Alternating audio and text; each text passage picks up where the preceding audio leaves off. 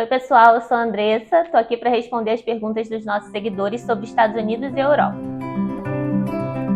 A primeira pergunta é do Bruno. O que esperar do mercado americano e do Fed depois da última decisão? Bom, a última decisão foi considerada hawkish, porque o Fed colocou nas projeções dele de crescimento, de taxa de desemprego, de inflação e de juros um reflexo do que tem sido a economia americana nos últimos meses, um crescimento muito mais forte que vai acabar exigindo maior juros para poder dar conta dessa inflação. Então, o Fed mostrou ali nas projeções que ele está enxergando uma recessão muito mais afastada, ou então que nem aconteça, porque a economia americana tem se mostrado muito forte. Então, o que a gente espera para frente é que eles precisem fazer mais juros para poder levar essa inflação finalmente para a meta. Quem sabe lá na frente, com o aumento de juros, eles realmente levem a economia para uma recessão.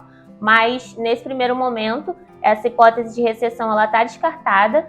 A economia realmente surpreendendo muito do lado da atividade e com menor desemprego.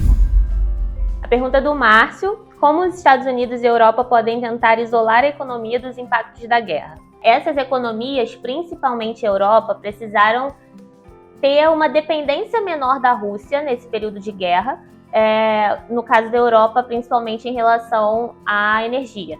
Então, eles tentaram criar essa independência de forma a diversificar as importações e também acabaram economizando um pouco num primeiro momento para tentar acumular um estoque para enfrentar os invernos que poderiam ser rigorosos logo depois. E a Europa fez um trabalho muito bom, porque eles rapidamente conseguiram aí certa independência da Rússia. Claro que eles acabaram pagando um preço maior dessa energia, mas foi um trabalho que parece que vai fazer com que a Europa mais para frente, mesmo que a guerra acabe, não precise tanto da energia da Rússia. Os outros impactos são mais relacionados a grãos, mas eu acho que o mundo, de certa forma, conseguiu se adaptar a esse novo mundo que é uma commodity um pouco mais cara, mas que está se adaptando a esse cenário de guerra. E após isso, realmente, a Ucrânia voltando a exportar como antes poderia acabar reduzindo os preços das commodities, mas em relação à Rússia, eu acho que realmente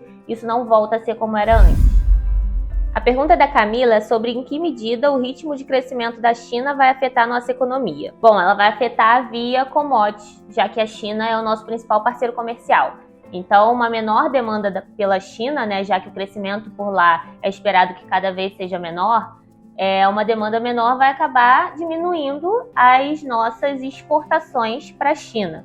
Então, isso acaba afetando a nossa balança comercial e também afetando o nosso PIB de certa forma, principalmente em relação a minério de ferro, também commodities agrícolas, muita coisa que influencia aí a nossa parte agro também depende da China.